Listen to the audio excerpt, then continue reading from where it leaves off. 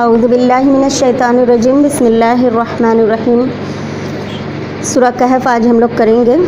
تو ام حسبت ان اصحاب الکہف والرقیم کانوا من آیاتنا عجبا قل اللہ عالم بما لبثوا لہ غیب السماوات والارض ابصر بہ واسمع ما لهم من دونہ من ولی ولا یشرک فی حکمہ احدا۔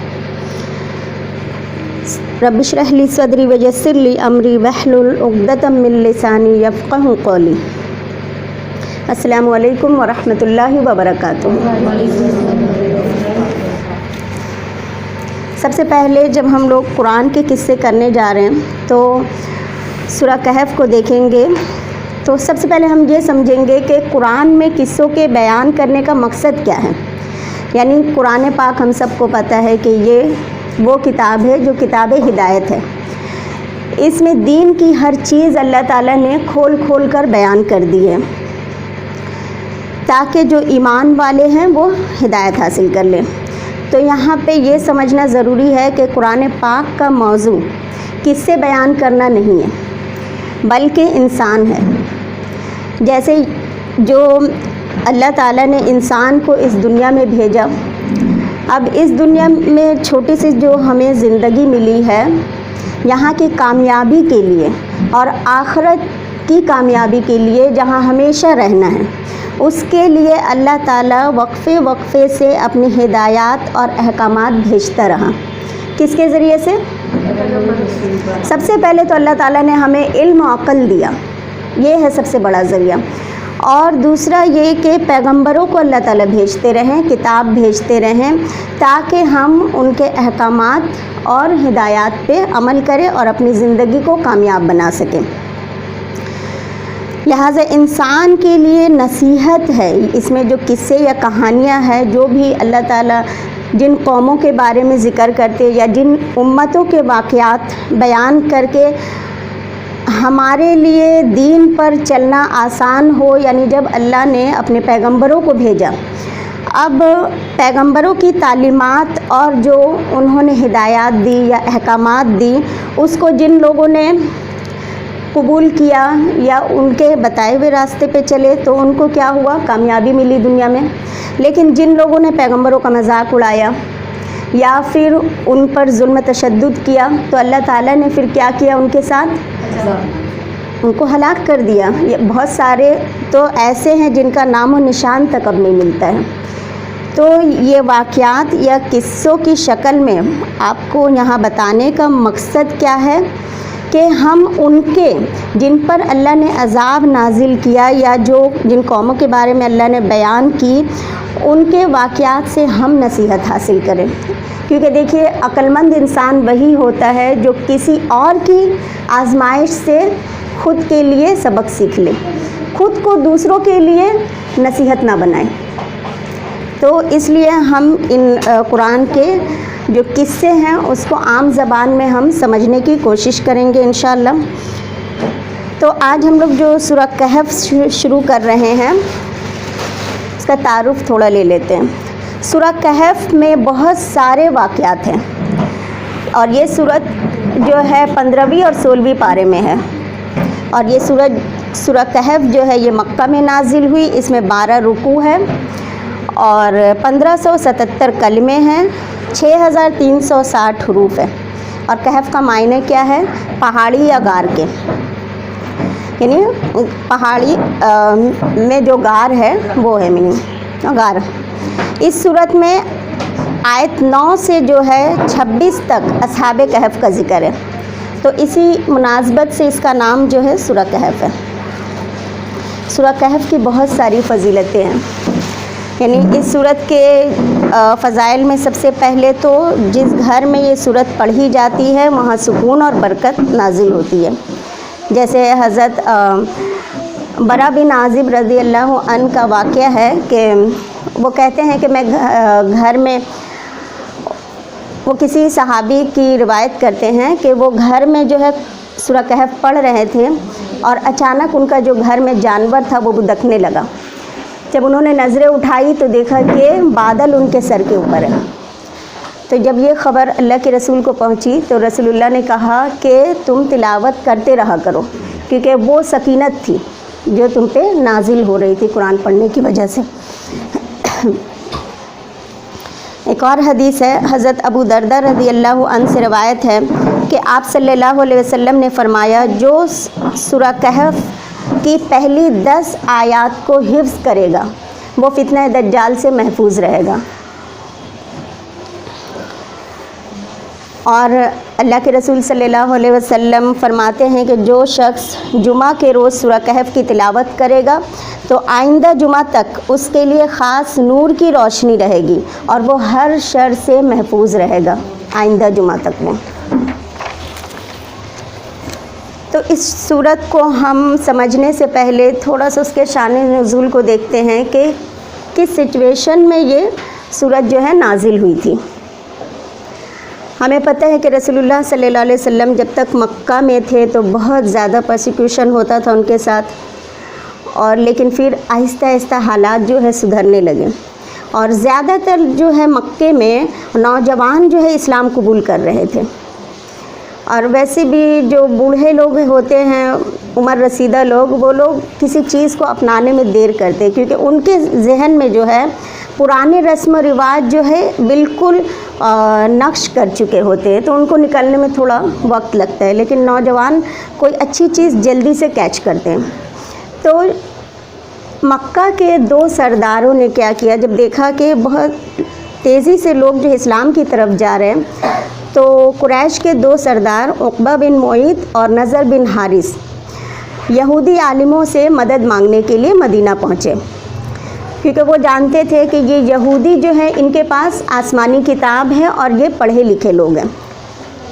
تو علماء یہود نے کہا کہ ہم تمہیں کچھ سوالات دیں گے، اگر وہ نبی سچے ہیں تو ان سوالات کے وہ جواب دے دیں گے، لیکن اگر وہ جھوٹی نبوت کا دعویٰ کر رہے ہیں تو جواب نہیں دے پائیں گے۔ تو وہ 3 سوال ان کو دیتے ہیں۔ وہ 3 سوال کیا تھے؟ جب یہ لے کر آتے ہیں یہ دونوں سردار تو اللہ کے رسول صلی اللہ علیہ وسلم کی خدمت میں حاضر ہوتے ہیں اور کہتے ہیں کہ آپ ان سوالات کے جواب دیجیے۔ نمبر 1 یہ تھا کہ ان چند نوجوانوں پر کیا گزری جو کافر بادشاہ کے خوف سے پہاڑ پر چھپ گئے تھے، یعنی اصحاب کہف کے بارے میں۔ دوسرا سوال، اس شخص کا حال بیان کیجیے جو مشرق و مغرب تک فتوحات کرتا چلا گیا، یعنی ذوالقرنین۔ اور تیسرا سوال روح کے متعلق بیان کیجیے، اور بعض روایات میں آتا ہے کہ تیسرا سوال جو تھا وہ خضر علیہ السلام اور موسیٰ علیہ السلام کے بارے میں تھا۔ تو لہٰذا اللہ کے رسول صلی اللہ علیہ وسلم ان لوگوں کو جواب دیتے ہیں کہ میں تمہیں کل اس کا جواب دوں گا، کیونکہ ہو سکتا ہے کہ اللہ کے رسول کو پتہ ہو یا اس طرح کی اس سچویشن ہو کہ کل وہی لانے والے ہوں جبرائیل علیہ السلام، تو انہوں نے سوچا ہوگا کہ کل جواب دے دوں گا ان سے لے کے۔ تو اب جو ہے وہی نہیں آ رہی ہے، 1 دن نہیں آیا، 2 دن، ایسے کر کے 15 دن وہی رک گئی۔ اب ان کو موقع مل گیا کفار قریش کو، اب وہ کہنے لگے کہ اگر یہ نبی ہوتے تو اس کا جواب دے دیتے، اور وہ خوب تانے کسنے لگے اور مذاق اڑانے لگے۔ تو اللہ کے رسول کو بہت تکلیف ہوئی۔ اس کے بعد 15 دن کے بعد جبرائیل علیہ السلام آئے ہیں وحی لے کر۔ تو اللہ تعالیٰ نے آپ صلی اللہ علیہ وسلم کو اور پوری امت کو یہ حکم دیا کہ کسی کام کو کرنے کے لیے آپ یہ نہ کہنا کہ میں اسے کل کر دوں گا، بلکہ ساتھ ہی انشاءاللہ کہہ لیا کرو، یعنی اگر اللہ چاہے، کیونکہ جب تک اللہ نہ چاہے کچھ نہیں ہو سکتا۔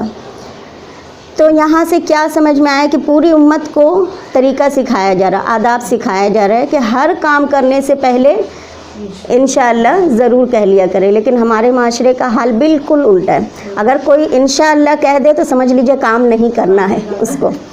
تو ایسے لوگوں نے یہ کر لیا ہے، جبکہ انشاءاللہ، اور یہ کتنی بڑی برائی ہے۔ آپ دیکھیں کہ اللہ کے کلام کے ساتھ مذاق کیا جاتا ہے، کہ جب نہیں کرنا ہوتا ہے تبھی لوگ کہتے ہیں انشاءاللہ، کیا دیکھا جائے گا، یا اللہ چاہیں گے تب، اپنا تو ارادہ نہیں ہے۔ تو یہ جو پہلی ابھی ہم لوگ سورہ کہف کریں گے۔ سورہ کہف جو ہے، سورہ کہف میں 9 سے لے کر 26 تک میں اصحاب کہف کا ذکر ہے۔ سب سے پہلے تو دیکھیے اصحاب کہف کا قصہ تھا کیا۔ اصحاب کہف کا قصہ جو ہے یہ عیسیٰ علیہ السلام کے بعد کا ہے، یعنی جب حضرت عیسیٰ علیہ السلام آئے تو پورا فلسطین کا علاقہ جہاں جہاں آپ نے تبلیغ کی یہ اس وقت رومن امپائر کا ایک حصہ تھا۔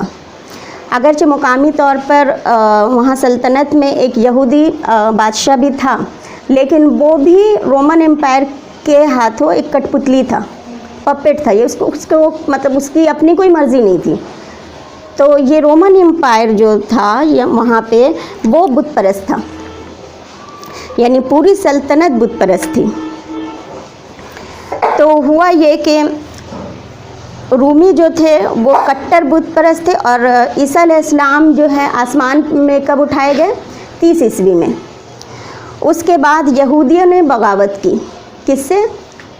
رومن سے، یعنی رومیوں کے ساتھ 70 عیسوی میں جو ہے بغاوت کر دی۔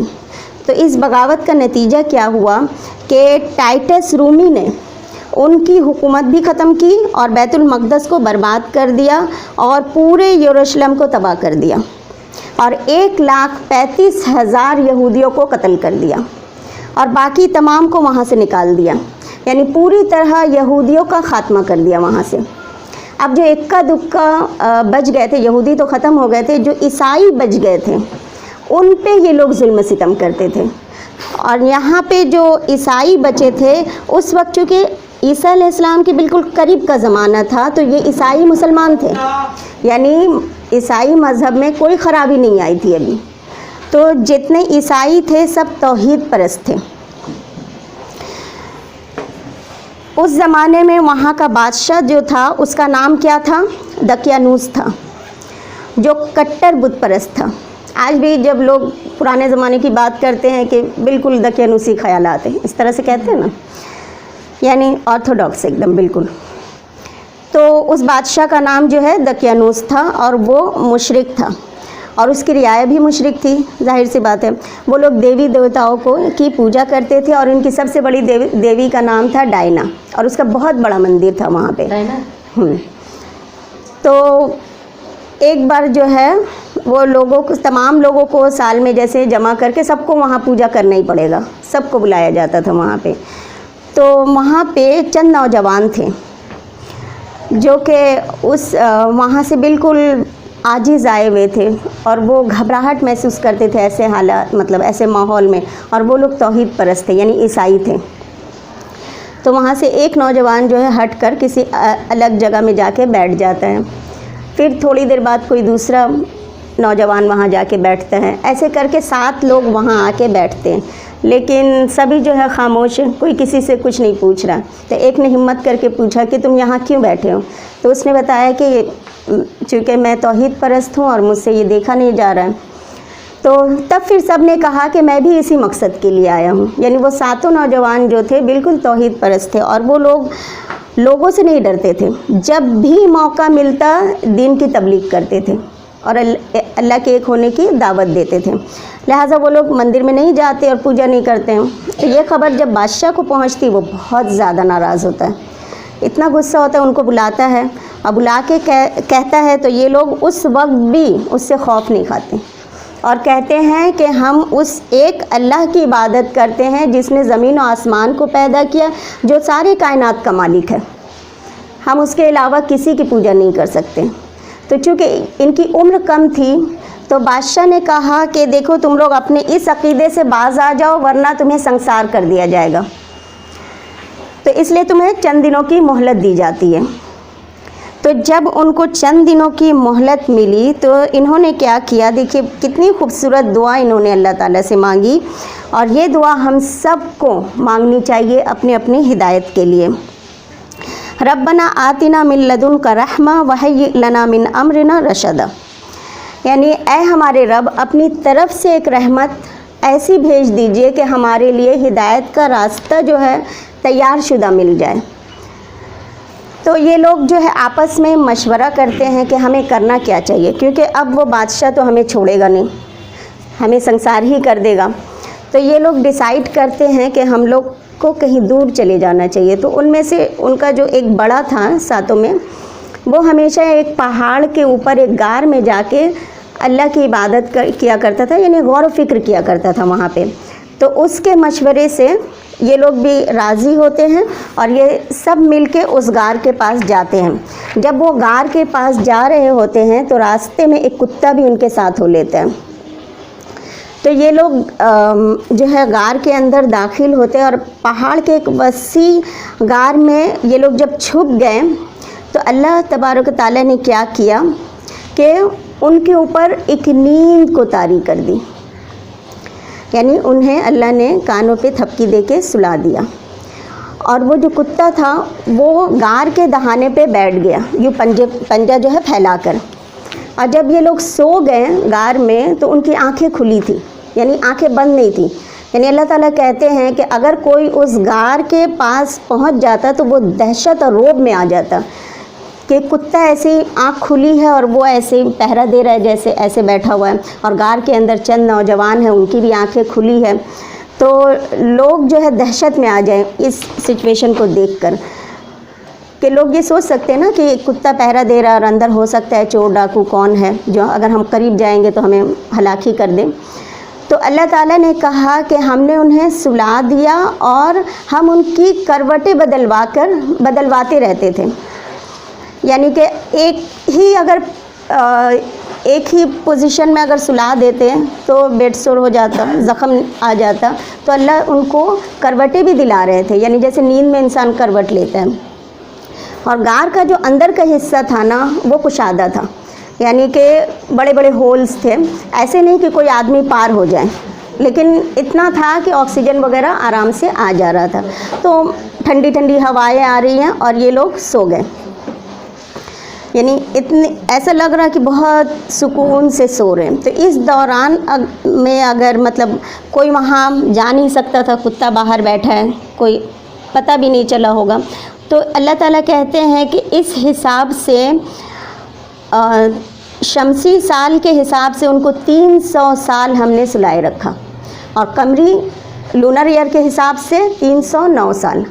ویسے بھی آپ دیکھیں کہ قمری سال جو ہے ہر 100 سال میں 3 سال بڑھ جاتا ہے، تو شمسی سال تو 300 سال اللہ نے کہا، اور اس پر 9 سال، یعنی قمری حساب سے پھر وہ 9 سال بڑھ گئے. تو 309 سال اللہ نے ان کو اسی طرح سے سلائے رکھا. اور اللہ تعالیٰ کہتے ہیں کہ اس میں تعجب کی کیا بات ہے کہ اگر آپ اپنی نظریں اٹھائیں اس کائنات کو دیکھیے تو اس سے بڑے بڑے معجزات آپ کو نظر آئیں گے. آپ دیکھیے آدم علیہ السلام کو اللہ تعالیٰ نے کون سے ماں باپ سے پیدا کیا تھا. آپ زمین دیکھیے، آسمان دیکھیے، آسمانوں کو اللہ نے کون سے پلر پہ کھڑا کیا ہوا ہے. تو اگر آپ غور و فکر کریں گے تو اس سے بڑے بڑے معجزات ہیں. تو اب اس 309 سال کے عرصے میں وہ ملک جو ہے بالکل چینج ہو گیا. یعنی جس وقت اصحاب کہف نیند سے جاگے اس وقت تک دنیا کافی بدل چکی تھی. زبان، لباس، بول چال، سماج، سب کچھ جو ہے بدلا ہوا تھا. تو رومن امپائر جو ہے اس نے خود ہی عیسائیت مذہب اختیار کر لی تھی، یعنی سب مسلمان ہو چکے تھے. تو جب اصحاب کہف جاگے اس وقت رومی سلطنت کا بادشاہ تھیوڈیسس تھا. تو وہ بادشاہ جو ہے 446 عیسوی میں وہ بادشاہ تھا، اور اسی زمانے میں یہ اصحاب کہف سب جاگے تھے. جب اصحاب کہف جاگے تو اس وقت عیسائی مذہب میں بہت ساری جو ہے خرابی پھیل گئی تھی. یعنی اولیاء پرستی، قبر پرستی، اور جو وہاں نبطی مشرک تھے پہلے سے وہ لوگ تو آخرت پر ہی ایمان نہیں رکھتے تھے. اور عیسائی میں بھی 2 گروہ ہو گیا تھا کہ بعد الموت پر یہ لوگ بحث کیا کرتے تھے کہ ایک گروہ کہتا کہ کل قیامت میں جو ہم اٹھیں گے تو صرف روح کے ساتھ اٹھیں گے. ایک گروہ کہتا کہ نہیں، ہم روح اور جسم دونوں کے ساتھ اٹھیں گے. تو یہ بحث و مباحثہ ہوتا رہتا تھا ان کے درمیان. اور اولیاء پرستی، قبر پرستی بہت زیادہ پھیلی ہوئی تھی. تو ایسے نازک وقت میں اللہ تعالیٰ نے ان کو نیند سے جگایا. تو جب یہ نیند سے جاگے تو سب سے پہلے انہوں نے آپس میں ہی سوال کیا کہ ہم کتنا سوتے رہیں. ایک نے پوچھا, دوسرے نے کہا کہ لگتا ہے ہم ایک دن پورا سوتے رہیں. تو کسی نے کہا کہ نہیں ایک دن نہیں, ہم دن کا کچھ حصہ سوتے رہیں. تو پھر کسی نے کہا کہ اچھا اس بحث میں ہم پڑھ کے کیا کریں گے, چھوڑو, اب بھوک لگی ہے تو کھانے کا انتظام کرو. تو اس نے ایک سکہ نکال کے دیا, کہا کہ یہ لو, بازار جاؤ اور کچھ حلال چیز تلاش کر کے لاؤ, حلال کھانا تلاش کر کے لاؤ, لیکن دیکھو سنبھل کے جانا. اب یہاں پہ ہمارے لیے بہت بڑا سبق ہے کہ آپ دیکھیے اصحاب کہف کس سچویشن میں ہیں, بھاگے ہوئے ہیں, غار میں چھپے ہیں, اور پھر بھی کیا ان کو فکر ہے کہ حلال کھانا تلاش کر کے لاؤ. اور آج ہمارا کیا حال ہے کہ مسلمان, اگر چھوٹی سی آپ دیکھ لیجئے کہ آج ہم لوگ بالکل حلال اور حرام کی فکر ہی نہیں کرتے. آج پیکٹ فوڈ, نہ جانے کتنی حرام چیزیں مسلمان اپنے پیٹوں میں ڈال رہے ہیں, جبکہ حدیث کیا ہے کہ اگر کسی نے ایک لقمہ حرام کا لے لیا تو اس کی دعائیں قبول نہیں ہوگی.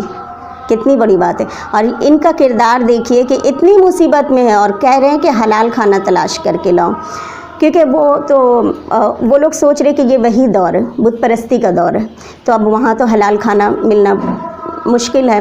تو جب یہ سکہ لے کر وہاں کسی ہوٹل میں جاتے ہیں, یہ اصحاب کہف میں سے ایک شخص, تو اب یہ 300 سال پہلے کا لباس پہنے, وہی سج دج اور وہی سب حلیہ دیکھ رہے. تو وہ دکاندار جو ہے ان کو حیرت سے پھٹی آنکھوں سے دیکھ رہے کہ یہ کون ہے, 300 سال پرانا, مطلب ہر چیز تو الگ ہو جاتا ہے نا. تو جب اس نے اپنا سکہ دیا کھانا کے لیے, تو اب جو ہے لوگوں کی بھیڑ جمع ہو گئی کہ یہ تو دقیانوس کے ٹائم کا سکہ ہے, یہ تمہارے پاس کہاں سے آیا. تو جب لوگوں کی بھیڑ جمع ہو گئی تو لوگوں نے سوچا کہ ضرور اس کو کہیں سے چھپا ہوا خزانہ مل گیا, اور جہاں سے اس کو لباس بھی مل گیا. تو یہ لوگ پکڑ کے, اب یہ کہہ رہے ہیں کہ ہم لوگ کل ہی اپنے گھر سے نکلے اور ہم لوگ غار میں چھپے ہیں, لیکن کوئی ان کی باتوں کو یقین نہیں کر رہا. سب لے کر بادشاہ کے پاس ان کو پہنچتے ہیں. تو جب بادشاہ کے پاس یہ پہنچے اور اپنی ساری کہانی بتاتے ہیں, تو پھر اس سلطنت میں جو ہے یہ جو 7 نوجوان جو اپنے گھروں سے نکلے تھے, تو یہ کوئی غریب نہیں تھے, غریب ماں باپ کے بچے نہیں تھے, بلکہ یہ اس وقت کے عمرہ کے, وزیروں کے یا کوئی بڑے عہدے پہ فائز افسر کے بیٹے تھے. تو جب یہ اپنے گھر سے غائب ہوئے تو حکومت میں ایک تختی میں لکھ کر رکھ دیا گیا کہ یہ 7 نوجوان اچانک گھر سے غائب ہو گئے ہیں اور ان کی جو ہے تلاش جاری ہے, مگر یہ لوگ مل نہیں رہے. تو جب حکومتیں بدلتی گئی تو وہ تختی جو ہے ٹرانسفر ہوتا رہا. تب جو ہے بادشاہ نے وہ تختی نکلوایا اور ان کے نام اس طرح لکھے تھے. تب سارے لوگ جو ہے عیسائی جتنے تھے اور پھر بادشاہ سب مل کے اس شخص کے پیچھے جاتے ہیں اس غار میں. یہ گئے غار میں لے کے, جب غار میں دیکھتے ہیں تو ایسے اور 6 ہیں. تو یہ لوگ جو ہے ان کو اصحاب کہف کو پوری مطلب کھلی آنکھوں سے صرف دیکھتے جا رہے. اور ان کی سچویشن ابھی کیا, اس وقت تو وہ وہاں سے بھاگے ہوئے تھے, باقی سب بت پرست, تو یہ لوگ چھپ کے بھاگے تھے. آج تو ساری سلطنت ہی مسلمان تھی, تو ان کا مرتبہ کیا ہو گیا ہوگا. تو یہ لوگ جو ہے ان کو کافی اللہ کے ولی سمجھ رہے ہیں, بزرگ سمجھ رہے ہیں, اور یہ حقیقت بھی تھی. تو اتنے میں جب اب ان کو بھی سمجھ میں آیا کہ ہم ایک دن نہیں بلکہ 309 سال تک سوتے رہے اس غار میں. جب ان کو یہ احساس ہو گیا, پھر انہوں نے اپنے عیسائی بھائیوں کو سلام کیا اور کر کے وہیں جا کر لیٹ جاتے ہیں, اور پھر اللہ تعالیٰ ان کو موت دے دیتے ہیں. تو جب وہ لوگ باہر آتے ہیں تو وہاں پہ وہ چٹان کو سے بند کر دیتے ہیں اس غار کو, اور وہاں تختی لکھ کر لگا دیتے ہیں ان 7 نوجوان کے نام, اور کہ یہ اللہ کے ولی ہیں اصحاب کہف. اب یہاں پہ بھی ایک جو ہے جھمیلا شروع ہو گیا ان کا. ہونا تو کیا چاہیے تھا کہ یہ لوگ اور اللہ کی عبادت میں گر جاتے کہ اللہ نے اتنا بڑا معجزہ دکھایا, لیکن اب ان لوگ کس چیز میں پڑ گئے کہ ان کی قبروں کا کیا کیا جائے. اب جو دو گروہ ہو گئے تھے، اب کچھ نے کہا، پہلے تو جو توحید پرست تھے، بالکل ایمان والے تھے، انہوں نے کہا کہ ان کا حال اللہ بہتر جانتا ہے، جس اللہ نے ان کو 300 سال سلائے رکھا تو اب ہمیں چاہیے کہ ان کو بند کر دیا جائے، اب ان کی جزا کا اللہ ہی ان کو صلہ دیں گے۔ لیکن انہوں نے کہا، کچھ نے کہا کہ نہیں، ان کی قبروں کو مقبرہ بنا کر عبادت گاہ بنا لینی چاہیے، تو کچھ نے کہا کہ نہیں، ان کی قبروں کو جو ہے یادگار عمارت بنا لینی چاہیے ان کی قبروں کے اوپر سے۔ لیکن ایک گروہ نے کہا کہ نہیں، ان کی قبر کے پاس ہی ایک مسجد بنا لینی چاہیے۔ لہٰذا یہ بہت رسوخ رکھنے والے یعنی لوگ تھے، تو ان کی بات مانی گئی، ان کے بغل میں ان کے غار کے بغل میں ایک مسجد بنا دی گئی۔ تو یہ بالکل اس سے یہ مت سمجھیے کہ اگر انہوں نے ان کی بات مانی گئی تو وہ صحیح تھے، کیونکہ وہ رسوخ رکھتے تھے اس لیے ان کی بات مانی گئی اور مسجد بنا دی گئی، ورنہ قبر کے پاس مسجد بنانا حدیثوں سے ثابت نہیں ہے۔ تو مسجد بنائی گئی، جیسے کہ کچھ احادیث سے ہم لوگ دیکھیں گے کہ کیوں، یعنی اصحاب کہف کو اولیاء اللہ کی اور ان کی غار کو آستانے اور مقبرے کی حیثیت حاصل ہو گئی، جبکہ خانقاہوں اور مزاروں وغیرہ کے قریب یا ان پر مسجد بنانا یا کسی مسجد میں کسی کو ولی اللہ سمجھ کر اس کی قبر بنا دینا ایسے کام ہیں جن سے رسول اللہ نے بڑی سختی سے منع فرمایا ہے۔ وجہ یہ ہے کہ ایسے کاموں سے شرک کی بہت سی راہیں کھلتی ہیں، جیسا کہ صحیح مسلم کی حدیث ہے کہ آپ صلی اللہ علیہ وسلم نے فرمایا، سن لو، تم میں سے پہلے لوگوں نے اپنے نبیوں اور بزرگوں کی قبروں کو سجدہ گاہ بنا لیا تھا، خبردار تم قبروں کو سجدہ گاہ نہ بنانا، میں تمہیں اس سے منع کرتا ہوں۔ تو یہاں پہ سب سے بڑی بات کہ اصحاب کہف جس وقت اٹھے اس وقت عیسائی مملکت تھی، لیکن ان کے عقیدوں میں بہت خرابی ہو گئی تھی، جیسا میں نے کہا کہ آخرت پر ہی وہ یقین نہیں رکھتے تھے، تو اللہ تعالیٰ نے اسی نازک وقت میں ان کو اٹھایا اور دکھا دیا کہ جب ہم ان کو 309 سال بعد اٹھا سکتے ہیں تو تمہیں بھی قیامت میں اٹھایا جائے گا۔ یہ کلیئر ہو گیا۔ کسی نے کہا کہ نہیں، صرف روح کو اٹھایا جائے گا، تو ان کو جب روح اور جسم کے ساتھ اٹھایا گیا تو یہ ثابت ہو گیا کہ اللہ تعالیٰ قیامت میں روح اور جسم دونوں کے ساتھ اٹھائیں گے۔ پھر اللہ تعالیٰ نے اس واقعے میں کہا کہ فرمایا اللہ تعالیٰ نے کہ وہ کہیں گے کہ وہ 3 تھے اور چوتھا ان کا کتا تھا، اور کچھ کہیں گے کہ وہ 5 تھے، چھٹا ان کا کتا تھا، رجمم بالغیب، یعنی یہ سب تکے مار رہے ہیں اور یعنی اس کی کوئی حقیقت نہیں۔ پھر اللہ تعالیٰ نے کہا کہ وہ کہیں گے کہ وہ 7 تھے اور 8واں ان کا کتا تھا، اور یہاں پر اللہ تعالیٰ نے جواب نہیں دیا، یعنی جواب میں اس بات کو رد نہیں کیا۔ تو ابن عباس رضی اللہ عنہ کہتے ہیں کہ اس سے گمان ہوتا ہے کہ وہ 7 ہی تھے، کیونکہ اس کے بعد اللہ نے رد نہیں کیا۔ کہہ دیجئے تمہارے رب کو بہتر پتہ ہے کہ ان کا نمبر کتنا تھا، کوئی نہیں جانتا سوائے چند کے، اس لیے اس میں بحث مت کرو۔ اس میں بھی ہمارے لیے ایک بہت بڑا سبق ہے، اور وہ کیا ہے کہ جن باتوں سے ہمیں کوئی فائدہ نہیں ہو اس کے پیچھے ہمیں نہیں پڑنا چاہیے۔ آج امت میں فضول ڈسکشن بہت زیادہ ہے، جیسے ایک میسج آ گیا تو بس پریشان، اب اسی میں ڈسکس ہو رہا ہے، اپنا قیمتی وقت لوگ اسی میں لگا کے رکھ دیتے ہیں۔ کتنی وقت کی ناقدری ہے۔ اپنے وقتوں کو ہمیں پازیٹیو کاموں میں لگانا چاہیے، جیسے دینی اس میں بھی لوگ کس جھمیلے میں پڑے ہوئے ہیں کہ حضرت آدم علیہ السلام کو جس درخت کا پھل کھانے سے منع کیا گیا تھا وہ کون سا پھل ہے، اس میں کب وہ حلال ہے یا حرام ہے۔ عجیب عجیب سوالات میں لوگ گھرے ہوئے ہیں۔ ہمیں یہ سوچنا چاہیے کہ ہم اپنے وقتوں کی قیمت کو ہم سمجھیں اور اس کو بالکل پازیٹیو کام میں لگائیں، دین سیکھنے اور سکھانے میں لگائیں۔ سبحان اللہ و بحمدہ، سبحانک اللہم و بحمدک، نشہد ان لا الہ الا انت، نستغفرک و نتوب الیک۔